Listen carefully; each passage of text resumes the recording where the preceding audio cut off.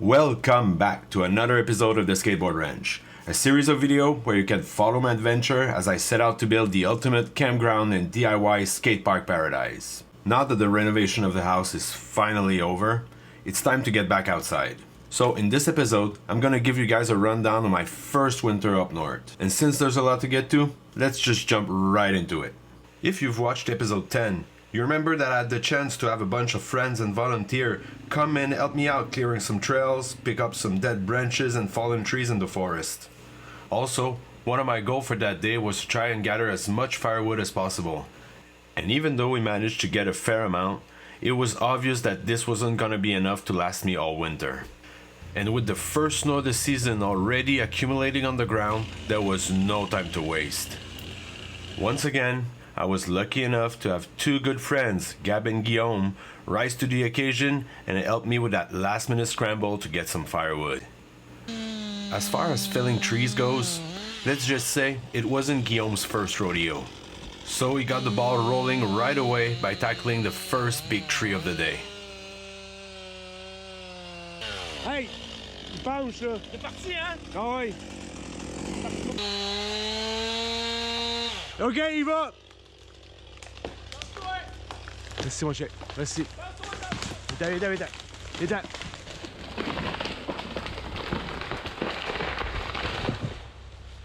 Wouh! Ah mais c'est une dame de bois, tiens voilà. Ah ouais, va chercher le tracteur. Ouais, on va tirer ça. Even though the tree fell in the opposite direction that we had previously planned, it wasn't such a big deal. I don't have a tractor and a logging winch for nothing. In episode 9, I had spent pretty much the whole video trying to install the winch and ended up not even using it in the following episode. So it was now finally time to put it to good use. And man, that thing was impressive. In no time, we had pulled those huge logs out of the wood and towed them all the way to the house. So we were now ready to fell another tree, and this time, it was my turn to get down to business. And honestly, I have to admit that I was feeling a bit apprehensive about tackling such a big tree for the first time. And especially because the base of the trunk had been weakened by a beaver attack. But as they say, no risk, no reward.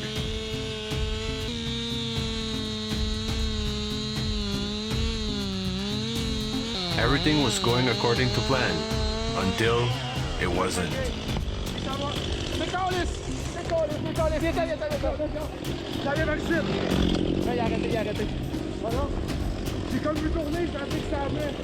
As I was making the notch, the tree started to lean on one side and then swung back in place, leading us to believe it was coming toward us. Luckily, it was just a little scared to keep us on edge.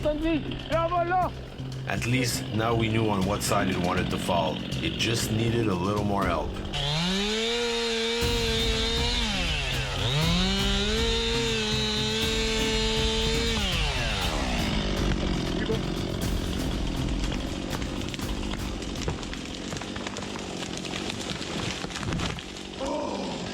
Oh yeah! Oh shit!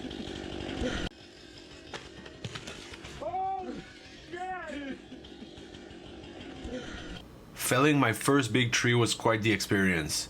A mix of fear, excitement, and a lot of adrenaline. Now we just had to tow those logs back to the house and start processing them into some nice firewood.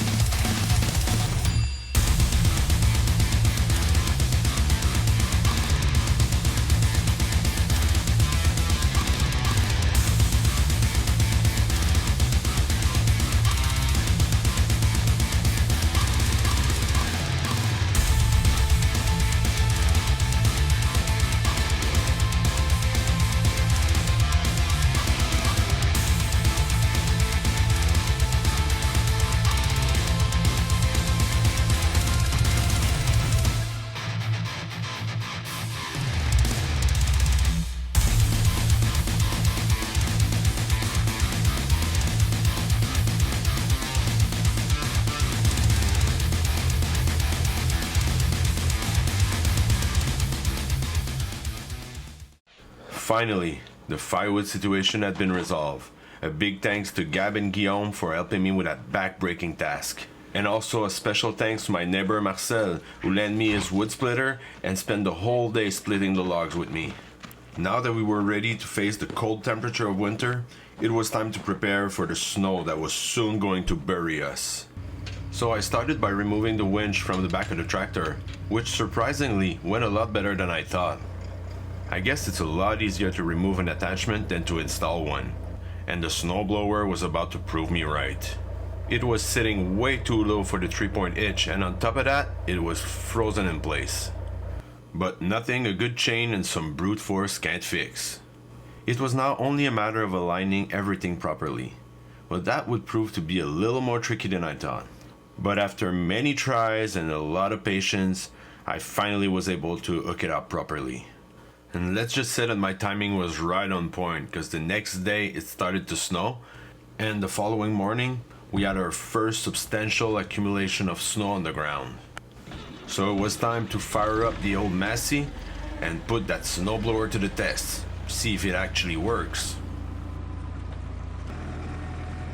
After all that tinkering to install it, it was such a relief to see that it did. But naturally, it wasn't gonna be that easy. And when you think everything is going fine, another problem is just around the corner.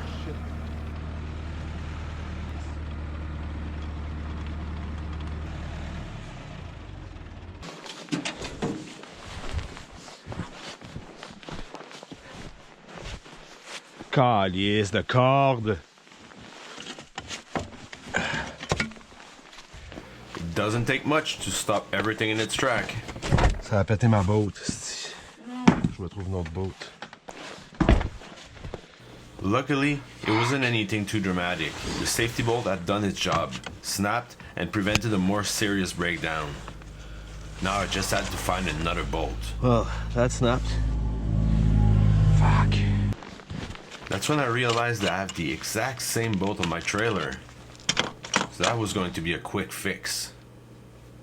Finding quick solutions to resolve any problems is really becoming a second nature for me.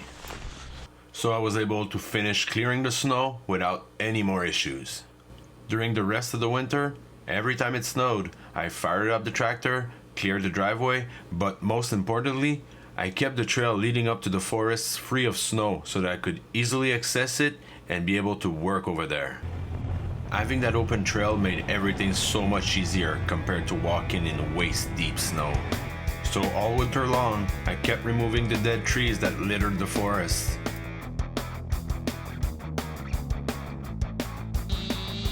I also continued to practice my filling technique because, let's be honest, there was a lot of room for improvement in that area. But like they say, practice makes perfect, and every day I was getting a little more confident with the chainsaw. Day after day, I did my best to do as much as I could, but working alone, there's only so much stuff you can do in one day.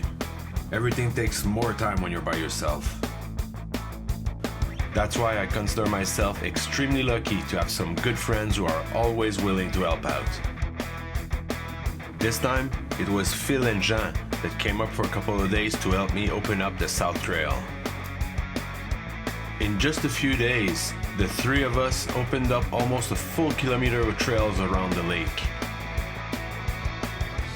It's crazy all that can get accomplished with just a couple hardworking friends. And that was just the beginning, because a few weeks later, Guillaume and Phil were back for more.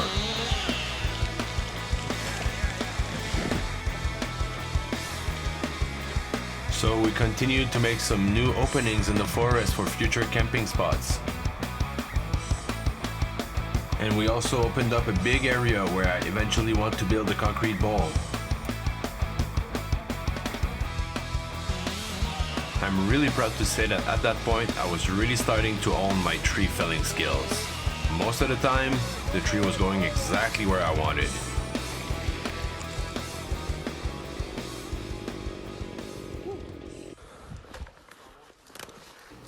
Now you might be wondering, what are you gonna do with all those trees? Well, I have three options.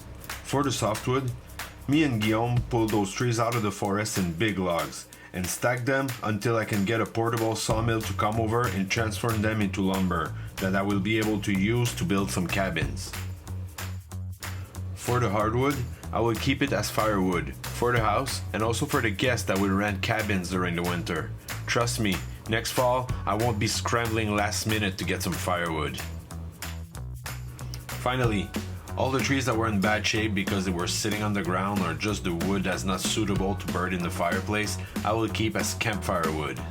Basically, nothing's gonna go to waste. I'm gonna try to use as much as the resources that I have already on the land before I go to the lumber yard for building material. Man, that first winter was quite something. There was lots of first, lots of unknown, and a lot of problems to solve. But I'm sure glad I made it through. And one thing's for sure, I wouldn't have been able to do as much as I did without all the help from my friends. So again, thank you guys. So basically this video is bringing us back to pretty much real time. I know I've been lagging in the past with the video release, but it takes me so much time to edit those videos that it's kind of hard to post regularly. But I'm gonna work really hard on that. With that said, that's all for today's video. If you're still here and you like what you've seen, don't be shy. Hit the like button, leave a comment, subscribe. And by the way, we just reached 940 subscribers, so we're on our way to 1,000.